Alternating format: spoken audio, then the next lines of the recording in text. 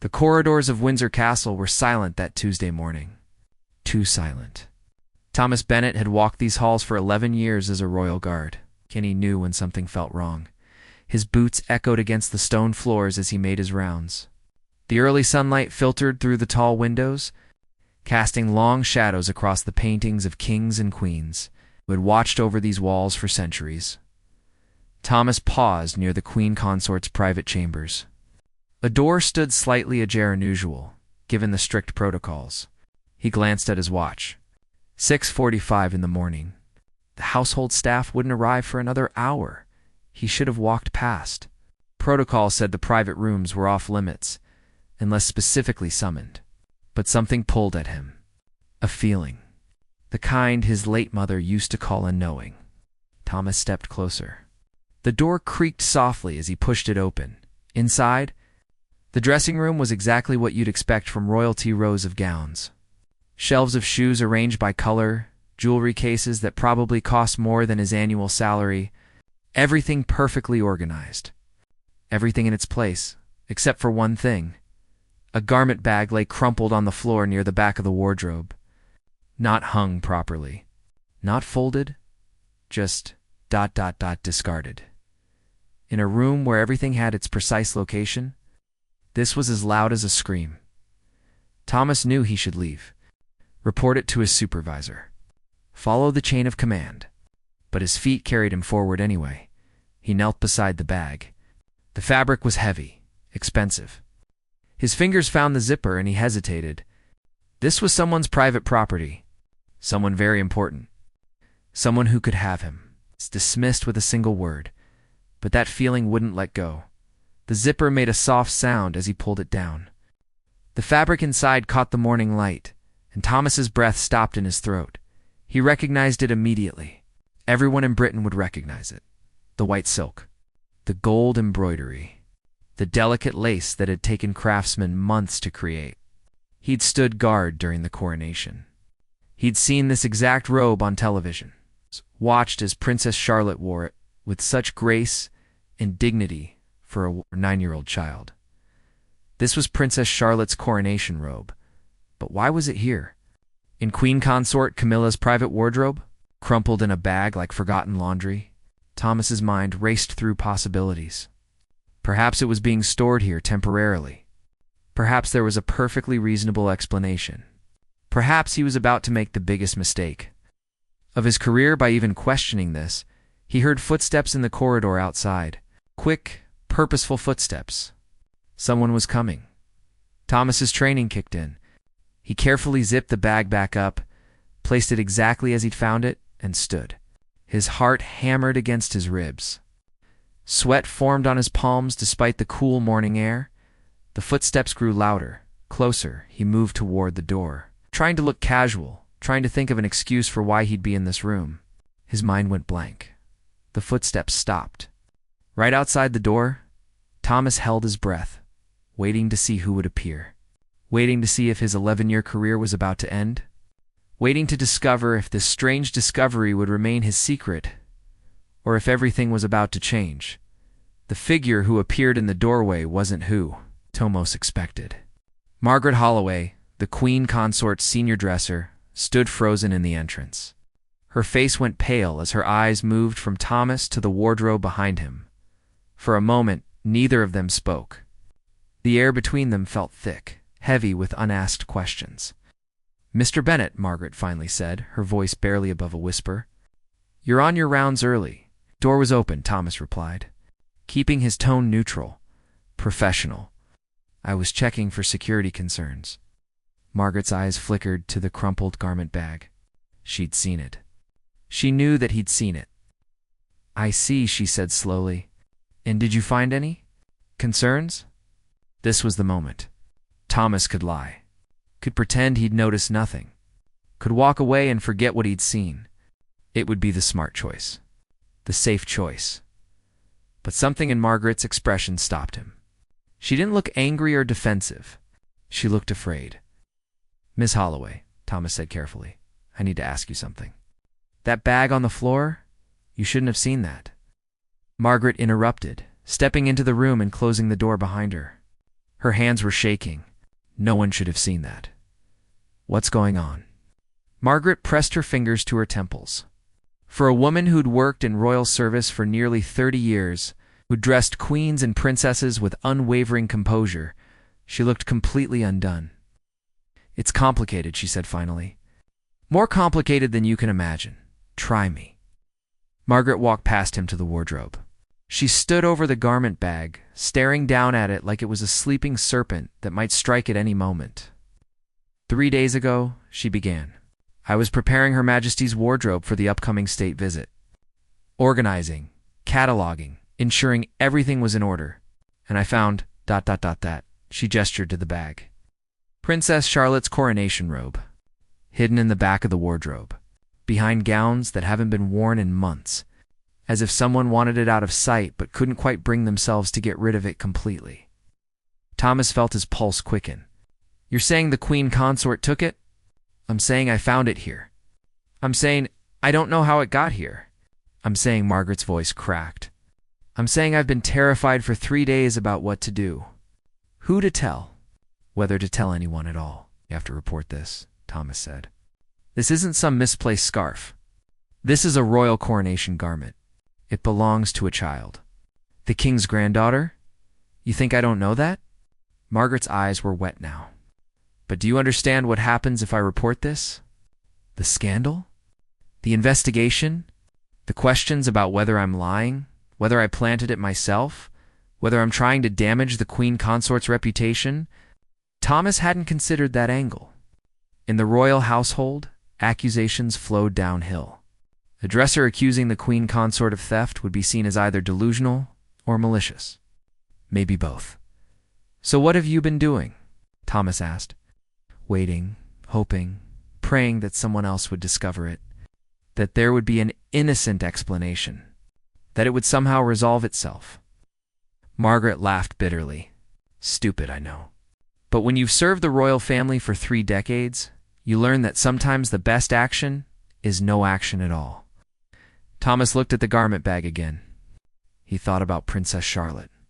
9 years old during the coronation, standing so straight and proud in that beautiful robe. The whole world watching. The whole world celebrating. Someone had taken that from her. Hidden it away. But why? There's something else, Margaret said quietly. Something I haven't told you? Thomas waited.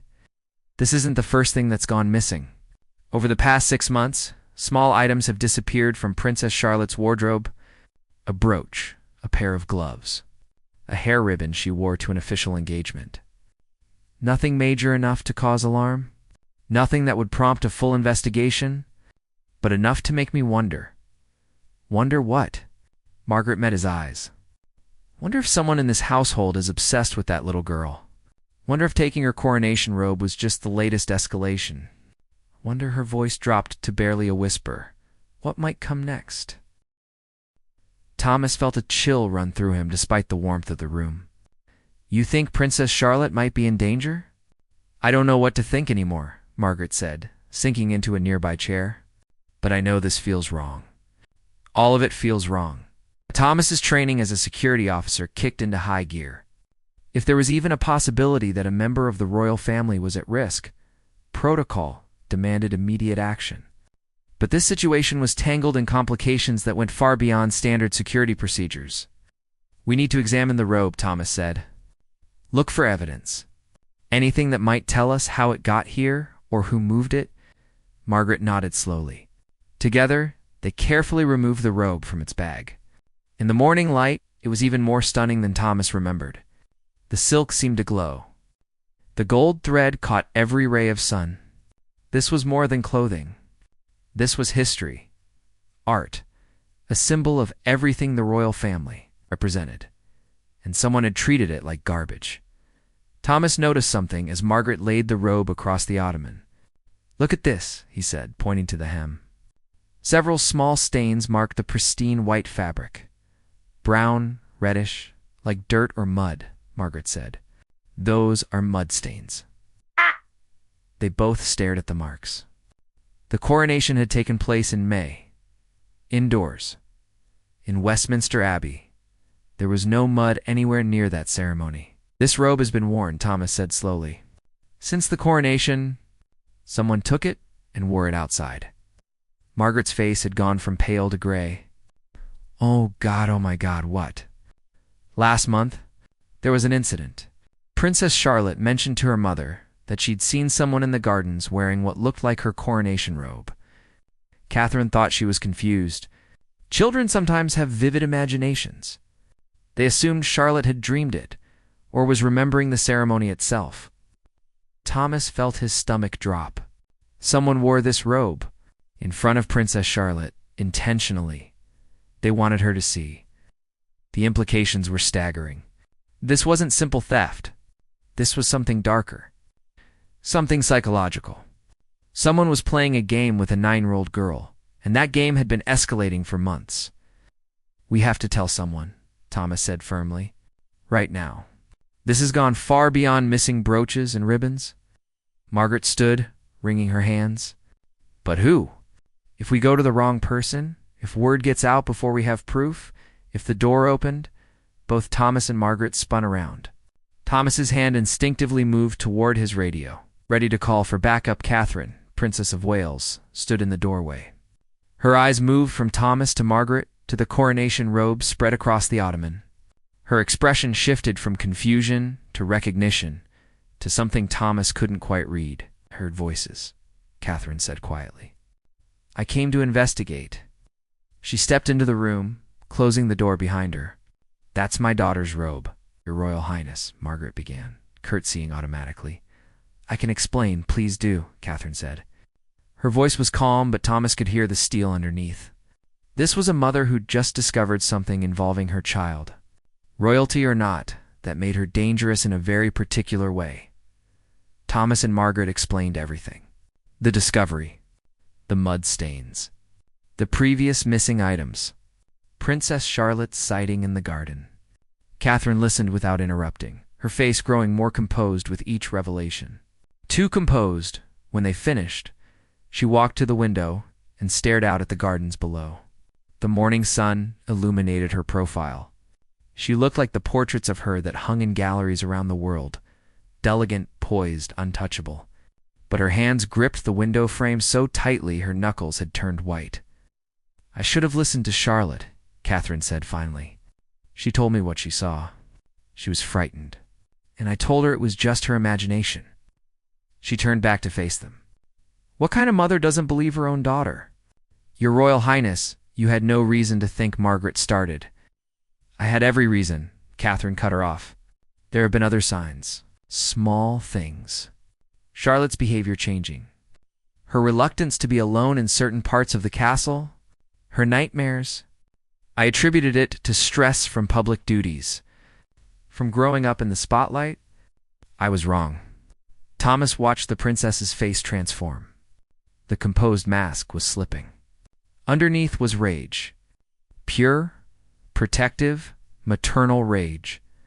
Where is my daughter now? Catherine asked. At Lambrook School, ma'am, Thomas replied. With Prince George and Prince Louis, they won't return until this afternoon. Good, Catherine said. That gives us time. She looked at both of them with an intensity that made Thomas stand straighter. Here's what's going to happen. Neither of you will speak of this to anyone. Not your supervisors. Not your colleagues. Not your families. Is that understood? Yes, Your Royal Highness, they both said. Catherine walked to the robe and ran her fingers across the silk. Her touch gentle, despite the anger radiating from her. Someone in this household thought they could terrorize my child. They thought they could play games with a 9-year-old girl and face no consequences. She looked up at Thomas and Margaret. They were wrong. What do you want us to do? Thomas asked. We're going to set a trap, Catherine said. Her voice was cold now, calculated. But first, we need to understand who we're dealing with. Margaret, you said items have been disappearing for 6 months. Can you give me a timeline? Specific dates? Margaret pulled out her phone, scrolling through notes she'd been keeping. The first item was a pearl hair clip. It went missing on April 15th. Then, a pair of white gloves on May 3rd. The brooch disappeared on June 22nd. A ribbon on August 7th, and the robe I discovered it here 3 days ago, but I can't say exactly when it was taken. Catherine listened, her mind clearly working through something. Those dates. They correspond to Charlotte's public appearances. The hair clip she wore that to the Easter service. The gloves, the king's birthday parade. The brooch, the summer garden party. The ribbon, the Balmoral photo session. Someone's been taking souvenirs, Thomas said, the realization hitting him. From Charlotte's most visible, most photographed moments. Not just souvenirs, Catherine replied. Trophies. This person is collecting pieces of my daughter's public life. Pieces of her identity. She paused, her jaw tightening. And then they wore her coronation robe, the most important garment of her young life, and made sure she saw them. Margaret spoke up hesitantly. Your Royal Highness, there's something I need to ask.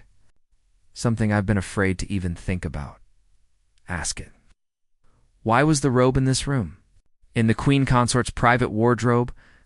If someone is targeting Princess Charlotte, if someone is playing these games, ... who has access to these chambers? The question hung in the air like a bomb waiting to explode. Thomas felt his chest tighten. He'd been avoiding this thought since he first unzipped that garment bag. But now, it was out in the open, impossible to ignore. Catherine's expression didn't change. You're asking if Camilla is involved. I'm asking, Margaret said carefully, who we can trust. Because whoever is doing this has access to both Princess Charlotte's belongings and these private rooms. That's a very short list of people. Catherine walked to the door and locked it. The click of the bolt seemed unnaturally loud in the quiet room. She returned to face them, and Thomas saw something in her eyes he'd never seen before. Not in any of her public appearances. Not in any photograph or video. This was the look of someone who'd made a decision, and that decision involved crossing lines that could never be uncrossed. I've served this family for over a decade, Catherine said. I've smiled through criticism. I've remained silent through scandals. I've played the perfect princess, the perfect duchess, the perfect future queen. And I've watched as my children grew up under microscopes, every moment of their lives dissected by millions of strangers. She picked up the coronation robe, holding it against the light. But I won't watch as someone torments my daughter. I won't stay silent when someone in this household is using their position to terrify a child. Royal protocols be damned. Public image be damned. If I have to burn down this entire institution to protect Charlotte, I will. Thomas believed her. Every word. So here's what we're going to do, Catherine continued. Tonight, there's a private dinner. Small gathering. Family only. Camilla will be there. So will several members of her household staff. We're going to put the robe back exactly where you found it, and we're going to watch who comes to this room, who checks on it, who moves it. You want to catch them in the act? Thomas said. I want to know the truth, Catherine replied. Whether that truth implicates the Queen Consort or someone in her employ or someone else entirely. But I will know. By tomorrow morning, I will know who has been tormenting my daughter. Margaret looked worried. Your Royal Highness. If this goes wrong, if word gets out that you're investigating members of the royal household, the media will have a feeding frenzy. The palace will be in crisis. Then we won't let it go wrong, Catherine said simply. Thomas, I need you to arrange for camera access to these corridors. Nothing official. Nothing that would alert palace security or administrators. Can you do that? Thomas thought for a moment. I have a friend. Former military. Works in private security now. He owes me a favor. I can have micro cameras installed within a few hours. Completely covert. Do it, Catherine ordered. Margaret, you'll continue your normal duties today? Act as if nothing has happened.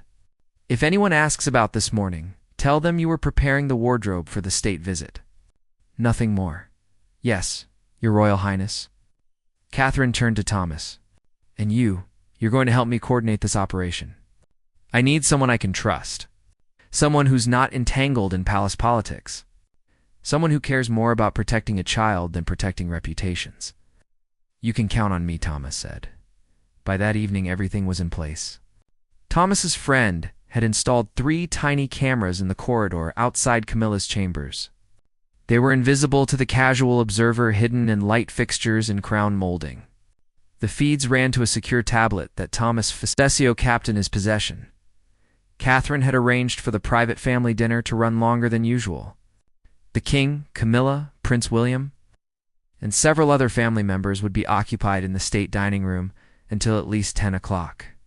That left the private chambers empty, vulnerable, perfect for someone who thought they wouldn't be observed.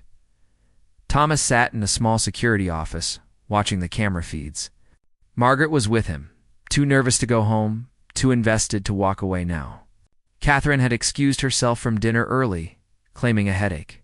She'd joined them 20 minutes ago, still in her evening gown, looking surreal in the cramped utilitarian space. Anything. Catherine asked for the 3rd time in 10 minutes. Nothing yet, Thomas replied. The corridor's been empty since the dinner started. Margaret checked her watch. 9:45. If someone's going to come, it'll be soon. Once the dinner ends, there will be too many people moving about. They waited in tense silence. The camera feeds showed empty hallways, closed doors, shadows that moved only when the old building settled on its foundations. Catherine's phone buzzed. She checked it and showed the screen to Thomas and Margaret. A text from Prince William. Dinner wrapping up early. 10 minutes. We're running out of time, Margaret whispered. Then on the center camera feed, a figure appeared. All 3 of them leaned forward, staring at the screen. The figure moved quickly, purposefully, glancing behind them as if checking for observers.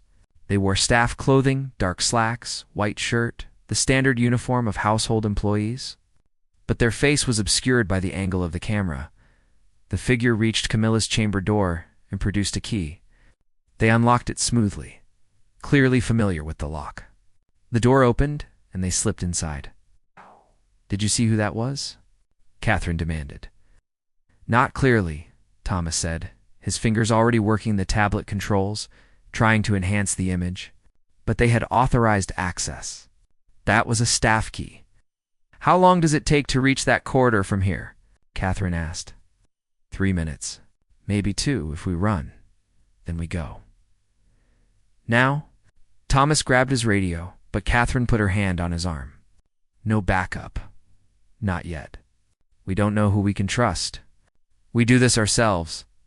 They moved through the castle quickly, but quietly.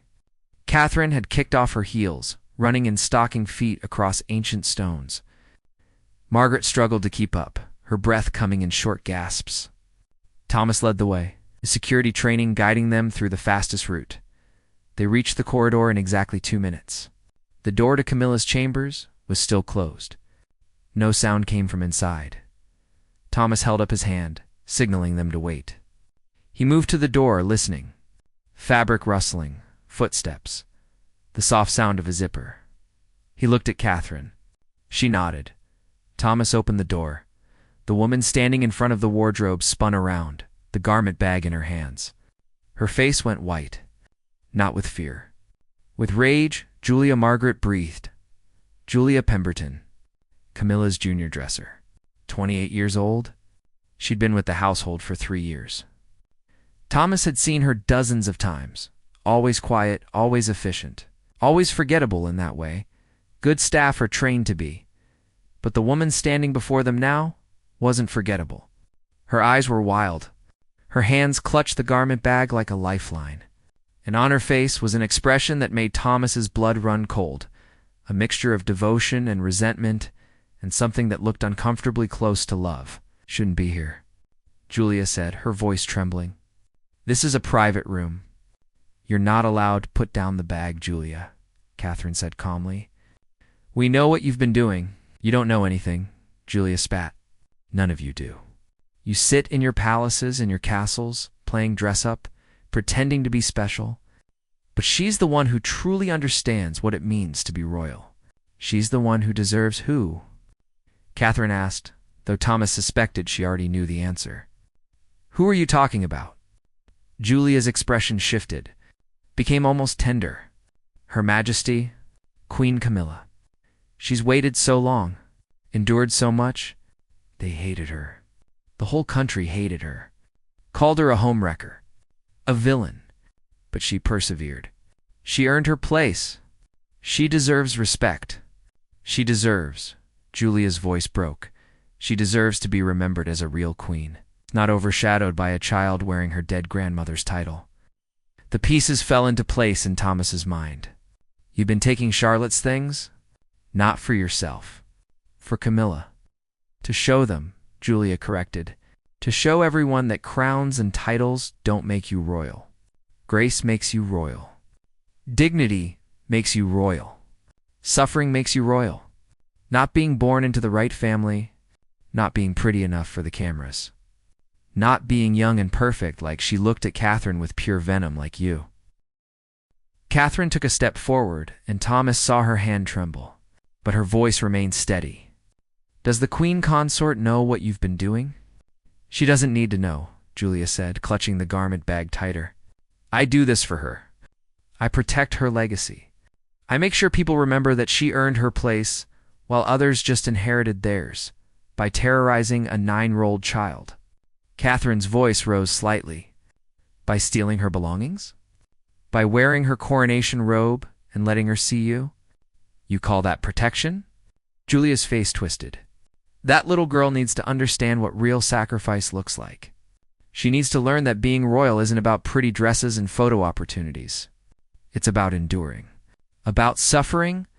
About paying your dues. She's a child, Margaret said, her voice shaking with emotion. A baby, really? And you've been tormenting her for months.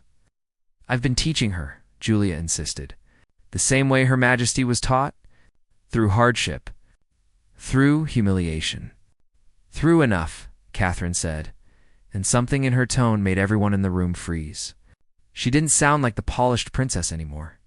She sounded like a mother who'd heard quite enough. Thomas, call palace security. Margaret, bear witness to everything you've heard.